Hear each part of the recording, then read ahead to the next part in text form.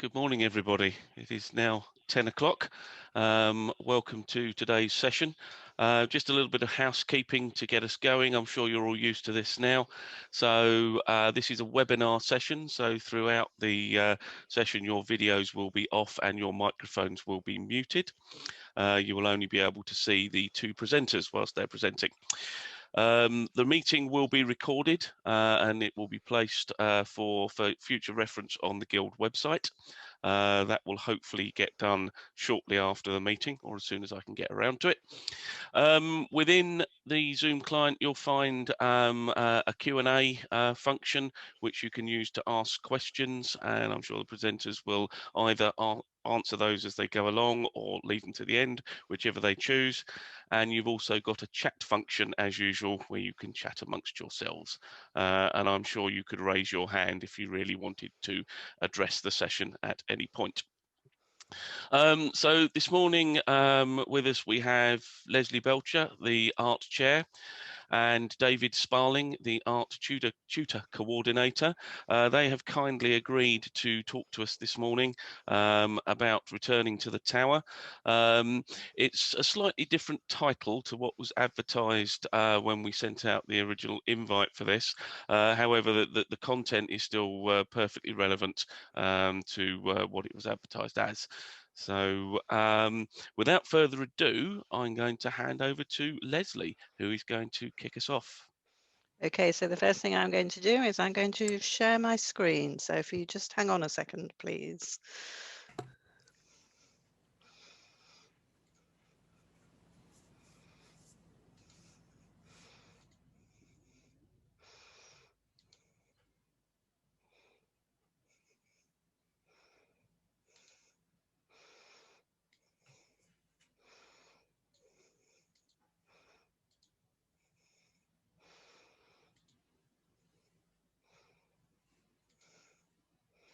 Okay, so David, can you see that? All good. Okay, thank you. So first of all, thanks for inviting Art to join you today on this bank holiday weekend. I would like to say, first of all, that everything that has been produced and organised around survival recovery has resulted from a partnership between the Central Council and Art. And I would like you to think of them as our silent partners here today.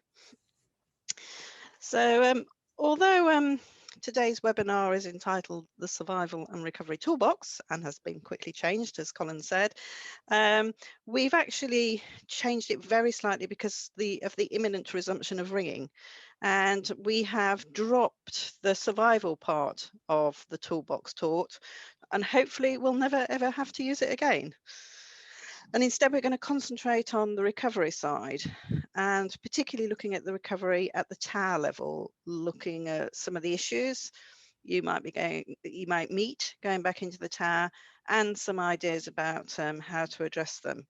But all the ideas that you're going to hear about today are supported by information and case studies in the Survival and Recovery Toolbox. So today's talk, we're going to start with some quick introductions, and then move on to setting the scene, really, talking about the roadmap out of lockdown and what it means for ringing. We'll go on then to give some ideas for the early days and weeks in which bands start meeting again and become established. And we'll finish by talking about the future, how ringing moves on, trying to introduce some new ideas and think about how to do things differently. But first of all, let's start with some introductions. If you don't know me, I'm Lesley Belcher, and I have been Chair of Art for the last 2 years. I learnt to ring when I was about 10, taught by my grandfather in Leicestershire. But I only really got passionate about ringing when I moved to London, where I was ringing master of the University of London Society of Change Ringers, and where I also learnt how to ring handbells, and for the first time started enjoying ringing peals. A move to work in France and the arrival of children turned me into a lapsed ringer of probably, well, almost 20 years. And I returned about 8 years ago and swept into art really out of curiosity and was an immediate convert, and the rest, they say, is history. I ring and live in the North Bucks branch of the ODG. And good morning. My name's David Sparling. As some of you may know me, most of you will not. I'm not particularly famous. I learnt to ring when I was 10, much like Lesley, at St Michael's, Kirkby-le-Soken, tucked up in the northeast corner of Essex, right on the Suffolk border. And aside from a 3-year stint in London, where, like Lesley, I joined the University of London Society, I've been here ever since. I was tower captain at Kirkby for 15 years. I'm a past master of the Essex Association. I was 12 years as a central council rep and now act as a life vice president. And as Colin said at the beginning, I now, in the art world, am on the management committee, and I act as the coordinator for our 13 or so tutors. I joined art around 2016 when I went on an M1 course, having taught people to ring for probably 20 something years. I went to see what art had to offer, and I've been involved ever since. So none of that qualifies me as either an art expert or a clairvoyant on what's going to happen. But Lesley and I have both been part of the survival and recovery steering group and been involved with the creation of the toolkit. So here's some, some thoughts and ideas about how we see things possibly unfolding in the short to medium term. So if we, Lesley, we're there. So here's a few examples of various comments that have been made to us over the last little while. And I won't read them all out.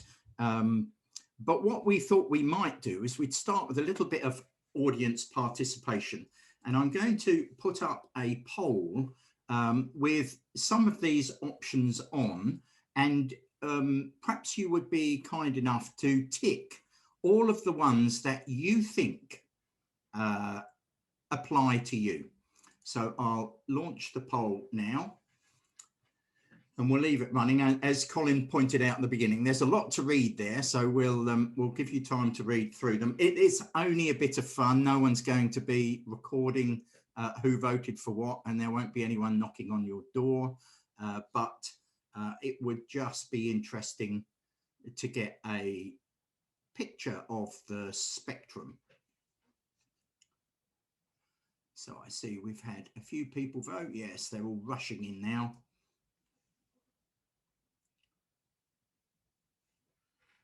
Give it a little bit longer. We're about halfway there.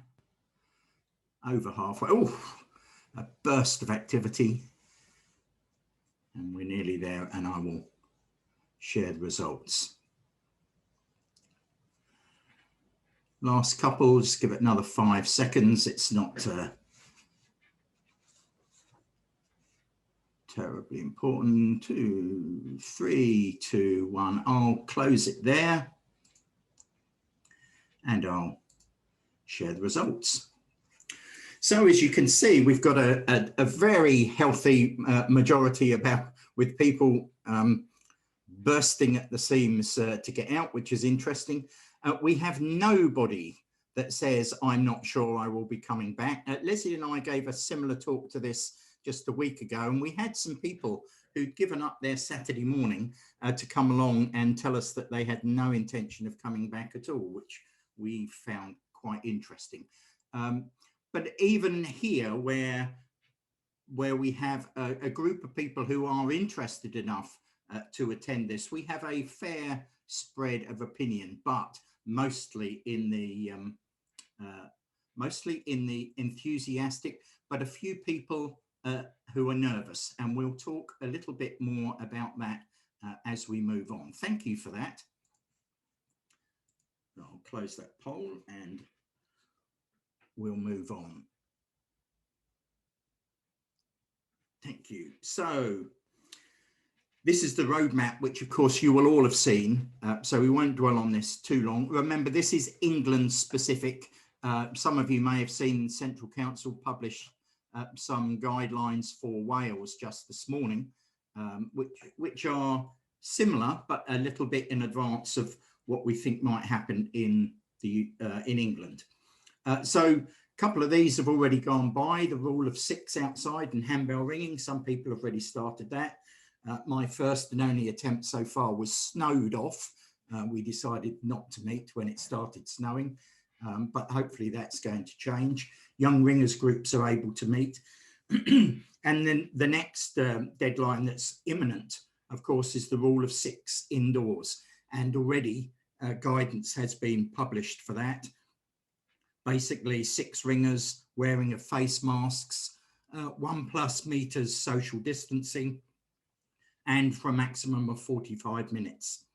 And then we have June, where, according to the guidelines, restrictions will be lifted. Now, these dates, of course, are still subject to change, but as we get closer, it gets nicer.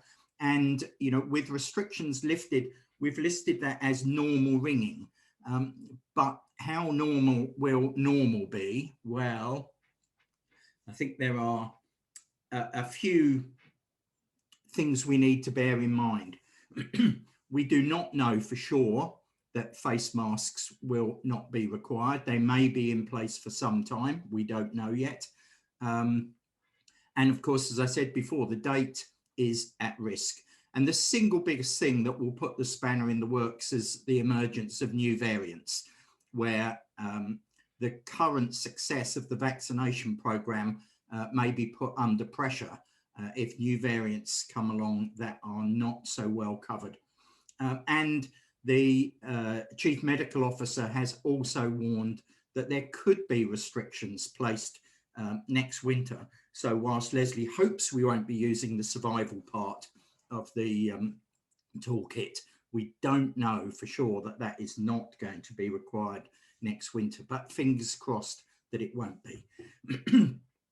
The big variant in what we're allowed to do will be ventilation. And I guess the best example I've seen of this is if you imagine someone spraying air freshener into the air. If you're standing in the middle of a field, you're not going to smell much of that, and it's going to disperse very quickly, especially if there's a breeze blowing.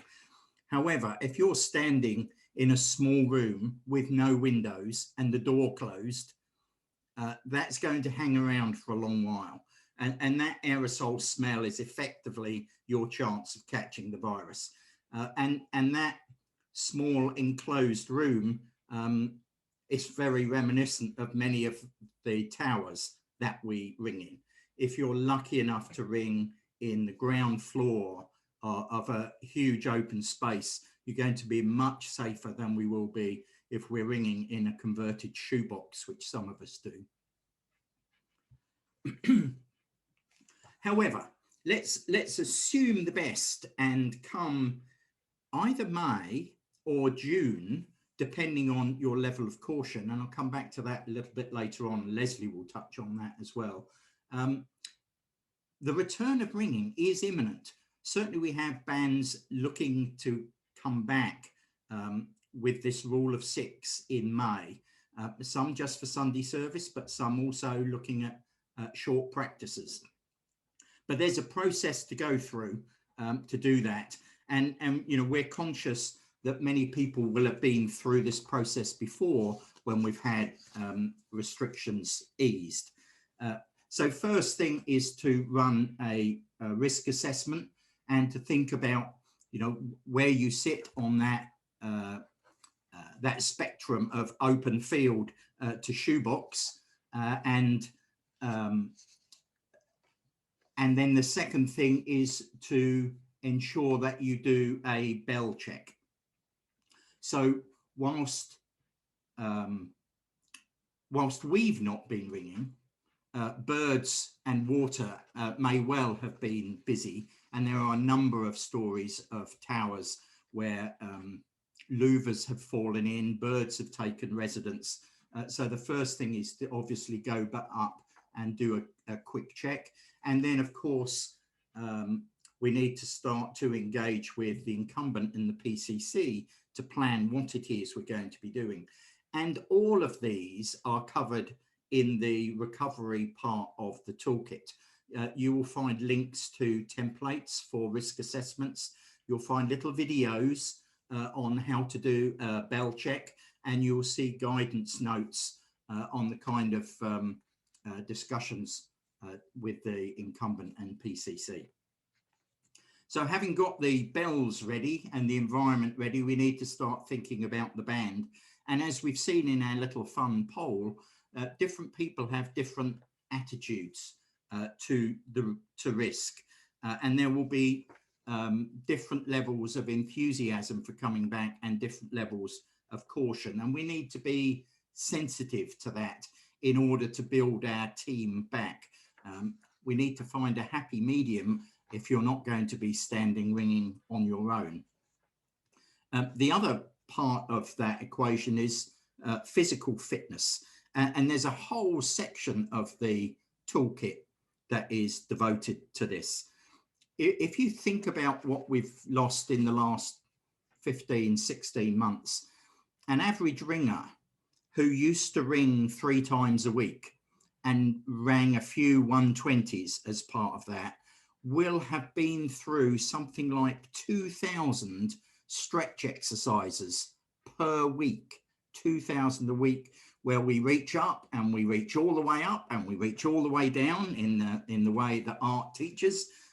We will have, you know, stretched our elbows and our shoulders and our fingers 2,000 times a week. That's 130,000 exercises that we have not done during the lockdown. If you're one of these mad peel ringers, such as a friend of mine who regularly rang 150 peels a year, that number goes up to nearly 1 million exercises that he has not done since he last touched a bell rope in March 2020. So he's gone from 1 million a year to nothing. And the final part in terms of returning is the community. So we've got our tower ready, we've got our band ready. You know, we need to recognise that, again, there will be differences of opinion in the community. Excuse me.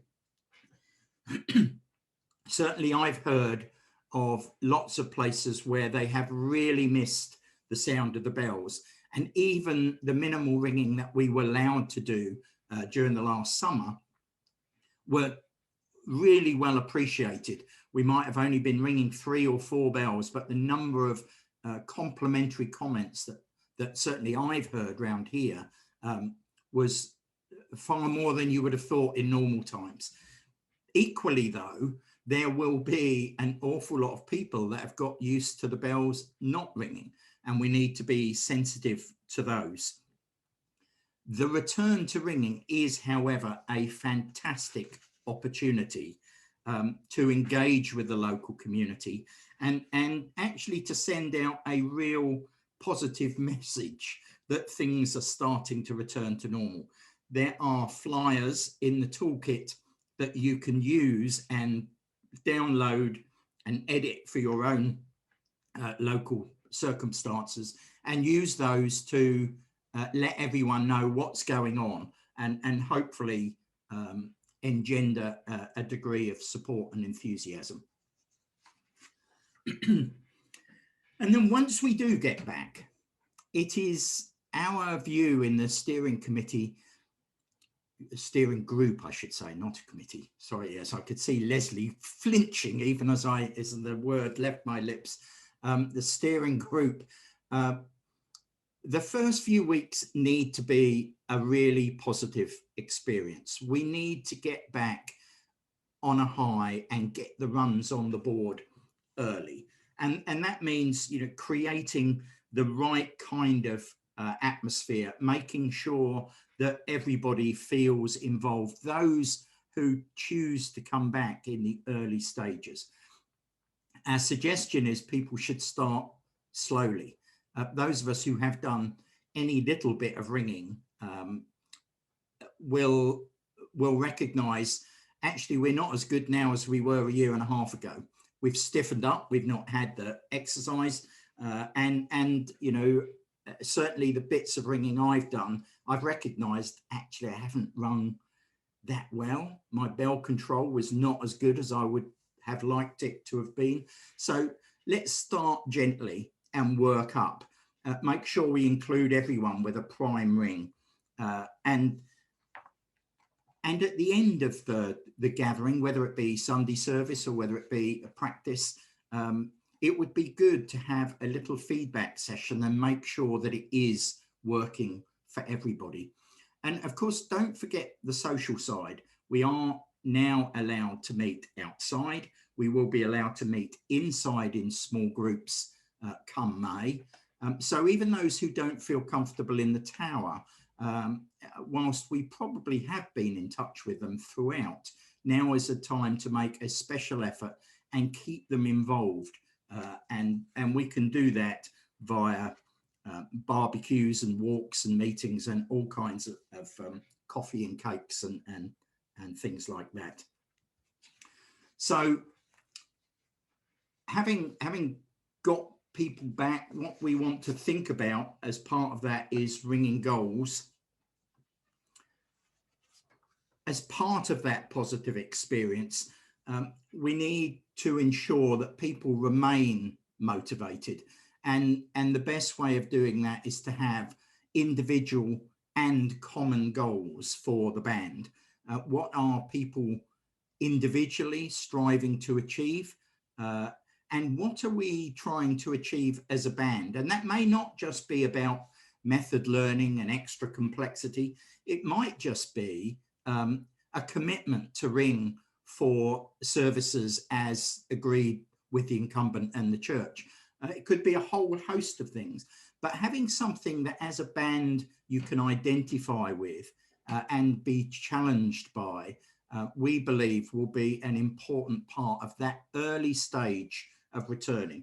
And let's say that may just be around service ringing, and it may be around the links with the community and the church, maybe making sure that people are aware of what we're doing on special occasions or for perhaps special services.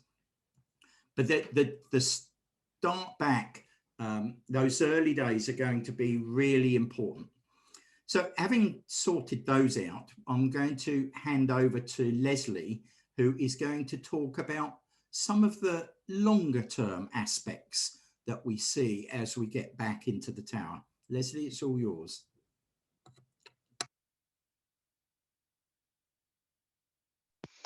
Thank you, David. I don't know if you have to go off for a glass of water. You soldiered on very well there. I was quite impressed. Okay, so once a routine of ringing has been established and you begin to feel a little bit comfortable with ringing together about any restrictions that there might still be in place in those first few weeks and months, and most importantly, ringing with each other. Well, once that routine has been established, then it's probably time to, I don't know, take stock and look to the future. Some bands are going to be just where they were and just where they want to be. And then they're the ones who are saying, well, what's all the fuss been about? But we know that others are going to find themselves struggling in one way or another. So what I want to start thinking about is what some of those challenges for some of those bands could well be. Well, we do know that we are going to lose some ringers, and we expect that they're going to be concentrated at both ends of the experience curve.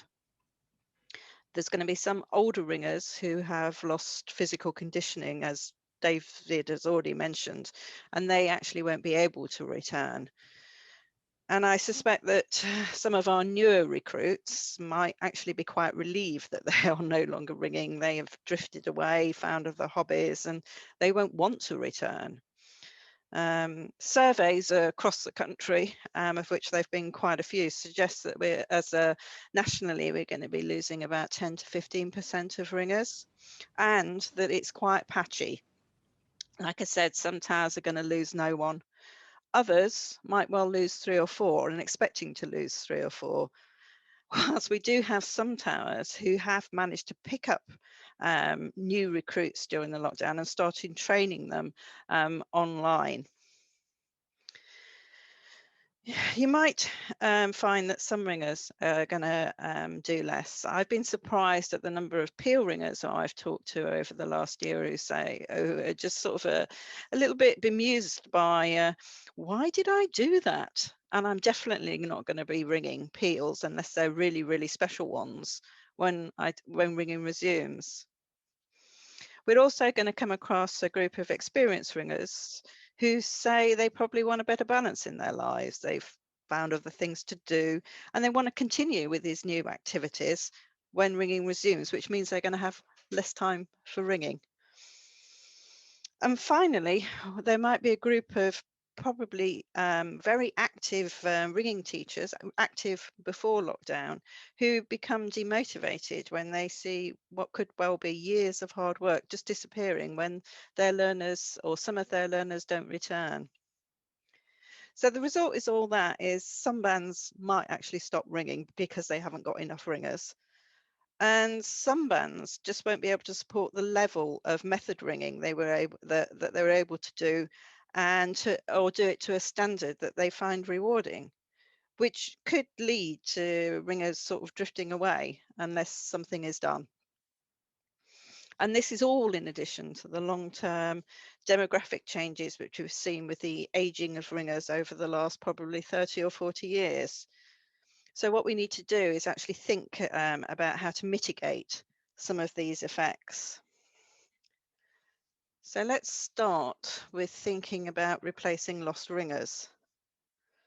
So once we've got back into the tower, we need to think about plugging some holes. And I suppose the first thing is don't lose any of your existing ringers, which was the part of the, or the point of the survival part of the toolbox. And I hope actually you'll get some more useful tips today about doing that going forward. A particular group to think about is lockdown learners. Those early ringers, so they don't have to be new recruits, but those who are going through the foundation stages and doing their early plain hand to method ringing, whose theory has just been extended well beyond their bell control because they've been ringing either handbells or ringing online, and they've got an awful lot out of that. So, and we have to be careful because their motivation might well be lost when they get back into the tower and find out what they can do online. They can't actually do anything near that on the end of a bell rope. So we've pulled together a set of resources and ideas for teachers around lockdown learners. It's not rocket science. Things like intensive bell handling teaching, goal setting, which is instead of being centered on method ringing and method development, is much more centered on goals around bell control, striking and performance. And if you've got some lockdown learners in your town, I would definitely suggest that either you go to an online talk on the 10th of May, which is a Monday, given by Claire McCardle and Arthur Reeves of the St Martin's Guild, who will be talking on this very subject.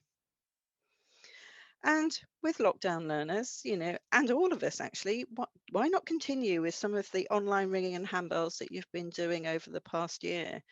I mean, it's a hobby that we're talking about as well as a service, and people have really enjoyed ringing online. And I know one surprise major band who have asked to continue ringing room practices because they found it a brilliant way of learning new methods. So so continuing with online ringing is not just something that is restricted to lockdown learners. A really good and easy source, if you can find them, of people to join your band is lapse ringers. Did you know that in the 2019 lapse ringer survey that we did, over 40% of those we contacted or contacted us were able to ring surprise minor, and over 60% Grancer and plain bob. So if you know any ringers who've left your band in 5-10 years ago because of lifestyle issues and haven't come back, why not contact them? Or how about doing a general call out in local newsletters and social media to connect to ringers who might have moved into your local area but didn't, for whatever reason, make it up the tower steps? Both of those options are actually not much effort, and you could potentially get a ready formed ringer back straight away. And then if we think about looking forward a bit more longer term, and again, what we want to do is we want to recruit both efficiently and effectively, because recruiting and training takes a lot of time and a lot of energy. Our learning the ropes scheme statistics show that those who progress probably the quickest and the furthest are generally, and before I upset anyone, this is definitely an average, but they generally are aged below 30 when they start to ring. And if you want some help thinking about recruitment and retention, then Art and the Central Council did actually run 3 pilots of a recruitment and retention workshop, the final one being at the 2020 Art Conference a week before lockdown started. So, and we're very, very happy to arrange small or facilitate small versions of these workshops. At the workshop, what you do is you develop your own 10-point plan, and it's all about sharing ideas, not having to reinvent the wheel, and making sure that the project is sustainable.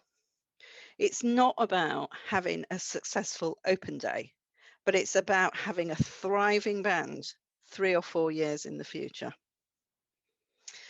And maybe we can think a little bit about how we hook some of these ringers. If you think about what's been in the news over the last year, things like mental health, social isolation, and a sense of well-being, people wanting to reconnect to the local community, and also bells have become part of both our local and national identity. So all of these hooks are perhaps ones that when we're trying to recruit, we should be thinking about in our advertising.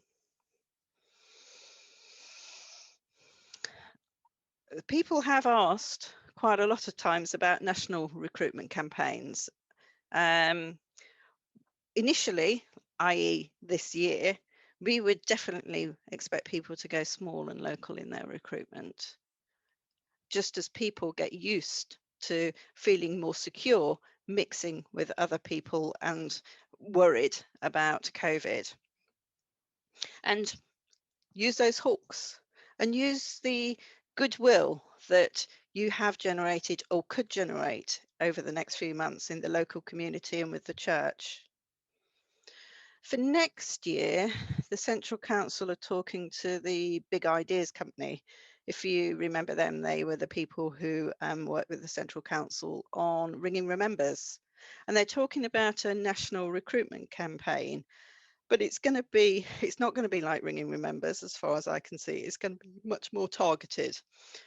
The tagline at the moment is to recruit 2,022 ringers in 2022. It's all early days at the moment. They're looking for funding. It might or it might not happen. And I would say that don't rely on it to solve all your problems. You should be starting to think about recruitment before then if you've got severe holes in your band.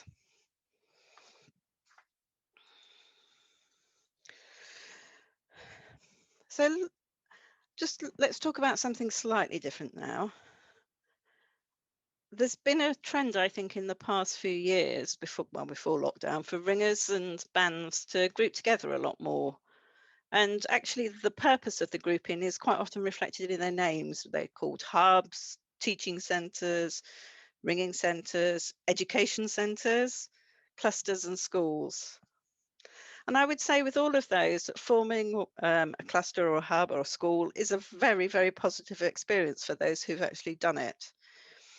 And if you're interested in this, I definitely recommend Vinnie Sullivan's talk on the 13th of May. Vinny was one of the founders of the Loddon Hub in Berkshire, in our patch, which formed about 5 years ago. They have a youth band and they run their practices as a cluster. So if you attend the practice of another tower in the cluster, you're not treated as a hub, as a visitor. You're just a member of the hub. And so that if your work commitments change or your kids' activity schedule changes, which they seem to do every year, you can also change your practice or practices without impacting your development or what people think of you in terms of your commitment. Now, over the years, they've developed their own teaching capability and have used that to join up with a silent tower to build a band and get it ringing again. There are now 6 towers in the Loddon Hub. I think working together across towers is hugely beneficial when people are first learning to ring. And if teachers, even temporarily, just band together to teach a group of new recruits at the same time, it turns into something very positive for both teachers who can learn from each other. Hey, come over here, can you have a look at this? Or what did you just do? I've never seen that before. And for the learners as well, who see each other both progressing and sometimes struggling, just like they are.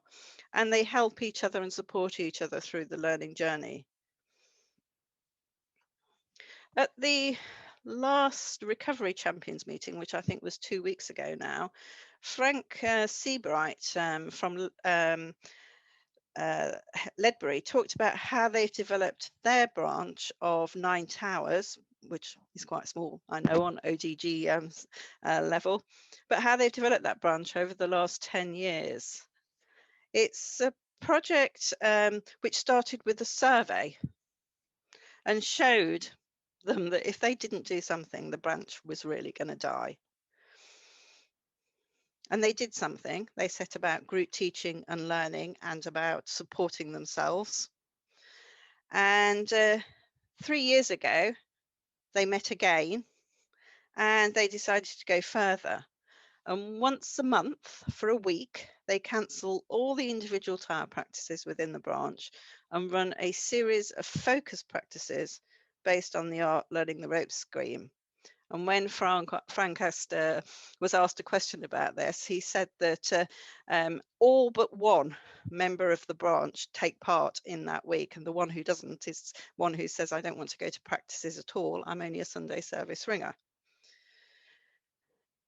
The branch has turned around and now there are more ringers, more teachers, and the standard of ringing in all the towers has improved. We also heard the first, I think, Recovery Champion meeting of a branch in Cornwall who realised that none of its towers would be able to sustain a band after the pandemic. Serious stuff. Last summer, the remaining ringers grouped together and chatted with the local churches and the deanery and formed a band of roving ringers who rang for services agreed in advance with the church.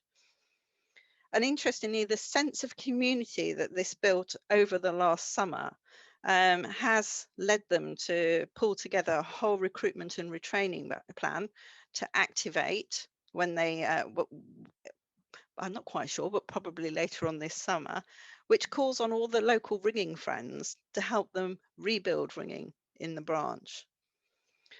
So if you look outside your tower, there are lots more variations and opportunities for people to work together. And I would say, if you find yourself in a situation where you're struggling, ask yourself, what does ringing in my area actually need? And what can we organise to deliver it?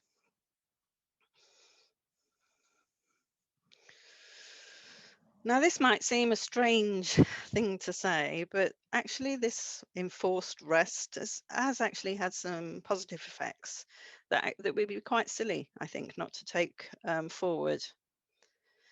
I was at an OGG Learning and Development Zoom meeting last week, and there were some quite interesting discussions. So as a work group, we're not going to go back to physical meetings, which cuts down on travelling times. And for me, that was over 2 hours in an evening. And the meetings themselves are a lot more efficient. We've got these monthly webinars, which reach out to quite a large audience and it's really easy to get speakers from across the country, such as Tom Hinks talking about handbells, and David today coming from the wild reaches of Essex. For our physical training courses, we're thinking about getting people together before the day of the course and doing the theory sessions beforehand, which actually we're thinking about in art as well. It gives people a chance to digest the theory instead of going straight into the tower, and also to work a little bit on the bits of the theory perhaps that they didn't understand. I think that as an exercise, we've probably evolved 10 years in one as far as the adoption of new technologies is concerned. And who'd have thought that about bellring? Because I definitely wouldn't. And then we come on to the new technologies. We've got ringing room, ding, muster, handbell stadium. They've been absolutely brilliant at teaching theory. And one of the real wins for me is they've taught people right from the beginning about how to count your place when you start doing things like plain hunt, rather than learning the numbers. They've also introduced the concept of listening and rhythm right from the beginning, because you can't do online ringing or handbells without being able to listen and have a good sense of ringing. And in a way, what they've done is they've downplayed the reliance that a lot of our learners have on rope sight in their early days of ringing. And then we've got distributed ringing. I mean, if I wanted and could ring handbells online every day of the week. I mean, it feels like handbells. My brain aches afterwards sometimes, just like ringing hangwheels. And I can find bands to ring with all around the country without actually leaving my house. And I've seen people conducting quarter peals online who haven't even rung a method inside before. How amazing is that? Across the country, I'm seeing new leaders and organisers coming to the fore. Some of the examples I gave given earlier in the talk are from people who've never ever organised anything beyond their local tower before. And what they've done is they've seen what they see as an empty space, and they've occupied it because they love ringing. And what's really, really positive is when I've talked to people about the transition, it's not seen as a coup by the older generation. They are actually very happy to hand over the baton to people who are 1 or even 2 generations younger than them. And as David has already said, the absence of ringing has, I think, made churches and communities realise how much the sound of bells is part of both our local and our national landscape. And in quite a few cases, absence truly has made the heart grow fonder.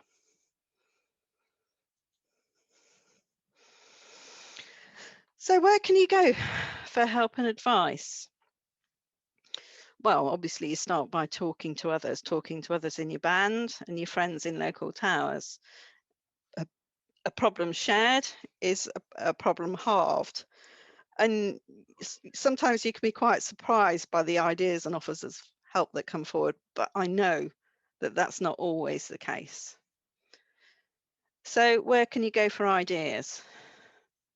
Well, there's a survival and recovery toolbox that we've talked about quite a few times, available on the ART website.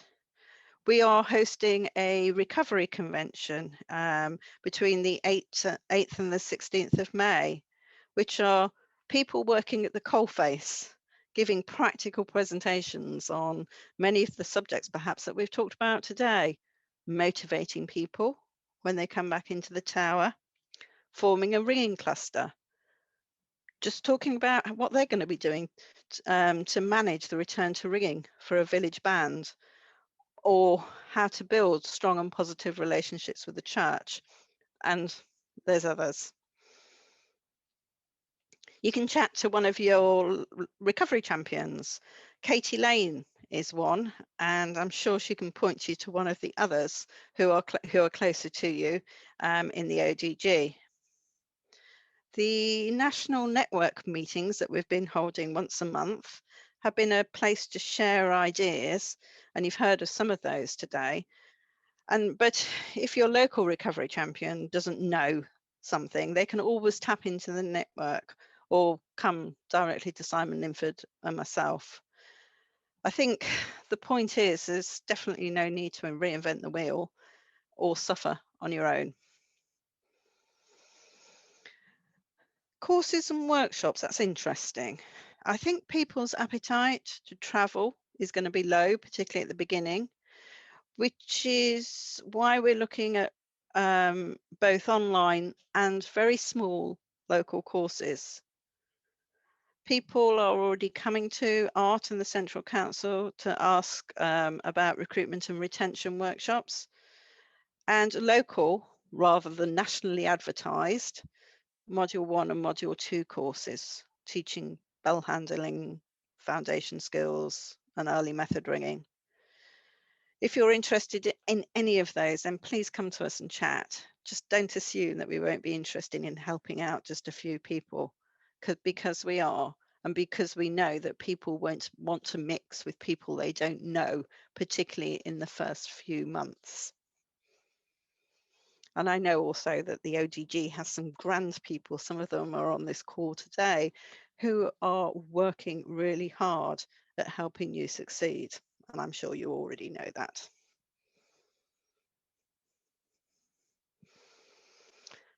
Now, of course, we've been here before. This is some quotes from the ringing world about people coming out of, is it 4 years of lockdown? At the end of World War II. There's some really interesting phrases that come to mind or jump out at you. People expecting things to be different because of mingling together of ringers from all parts of the country. Well, isn't that what we've been doing on Ringing Room and Handbell Stadium? The looking towards the younger generation, and also the weakening and perhaps overthrow of many an old prejudice and tradition which ringers have clung to. So good things did come out of that lockdown, and if we want, we can make good things come out of this one too. So to summarize, the pandemic has been a massive shock to everyone in ringing and the country. But the breathing space that it offers an unparalleled opportunity, I think, to do things differently.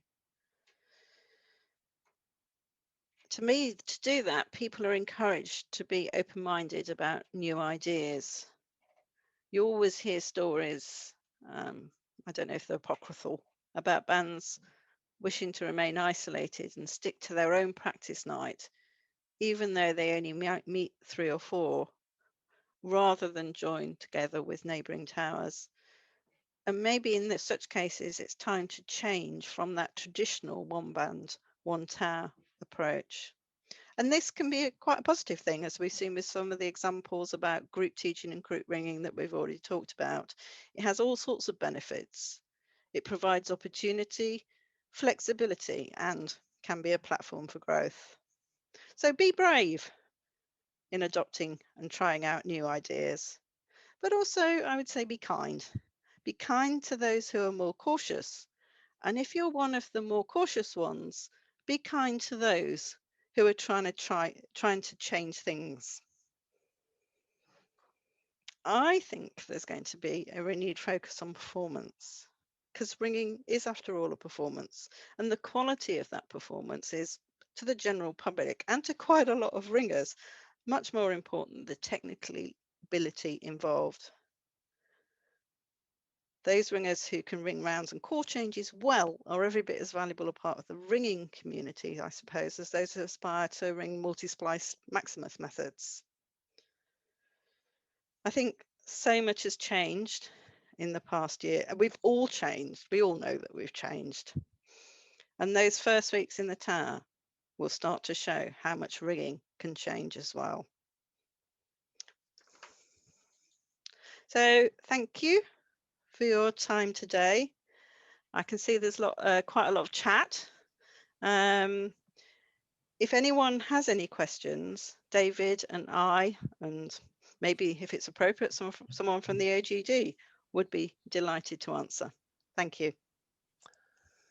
Okay, thanks very much to David and Lesley for that. I've been monitoring the chat as we've been going along, and I've got a couple of questions here to kick things off with.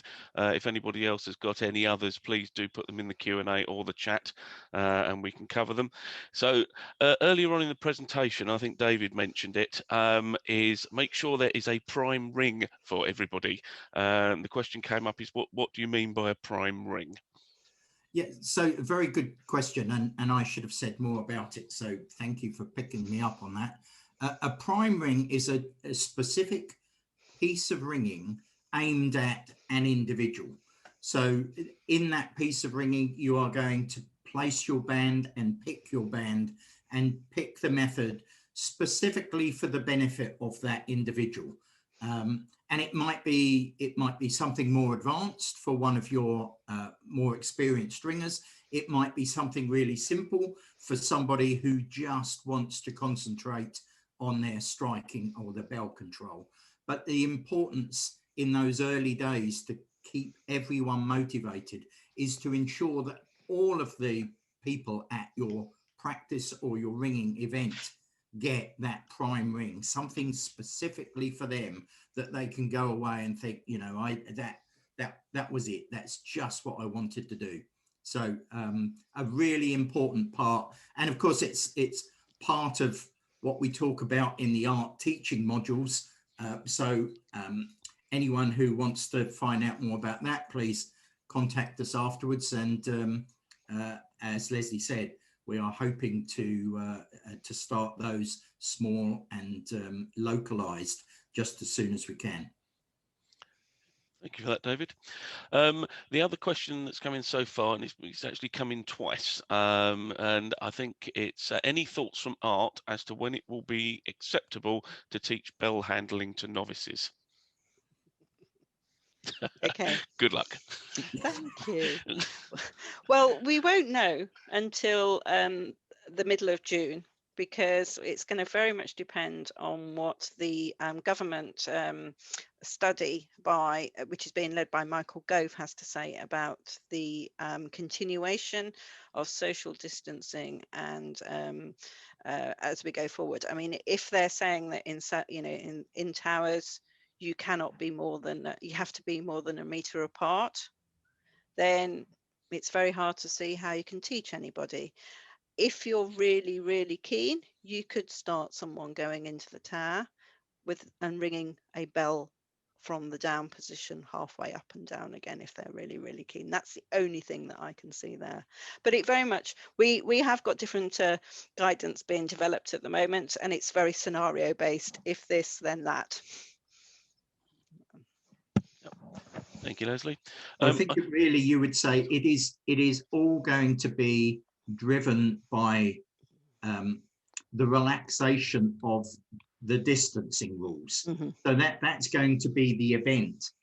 When that's going to happen is the piece that actually no one knows at the moment. That's fair. I've got a comment here. It says, please say something about the requirement for lateral flow tests. Already knows these will be quite a barrier for some returners. I don't know whether you've got anything to say about that.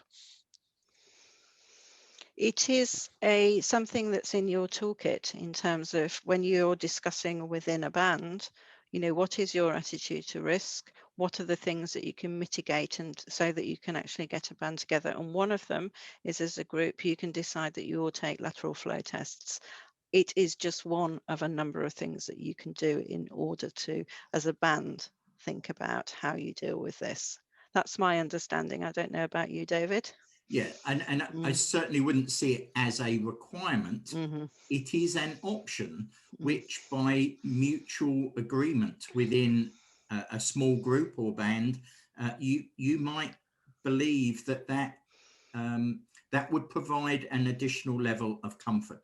But it's something that, again, you would need to agree as a band whether or not you're going to do that. And certainly I know of bands around here that are very seriously considering that on a purely voluntary basis. Yeah, thanks, David. And another comment that's come in here, and I'll answer this actually. It's a lateral flow test are in the guidance for after the 17th of May. Let's just be clear on this. That's guidance. It doesn't make it compulsory. It's up to the band to decide what they want to do. And actually, the most important thing when it comes to getting back into the tower and actually completing your risk assessment is to agree it with the church authorities and the incumbent. Okay, got no more questions at the moment. Okay, no, there's no more. I'm just going to just a couple of things to finish off with. So, the survival and recovery toolbox has been mentioned on several occasions, and I know there are lots and lots and lots of resources in there which are really really useful. So, the art website is ringingteachers.org. If you can't remember that, there is a link to ringingteachers.org off the ODG Learning and Development website pages.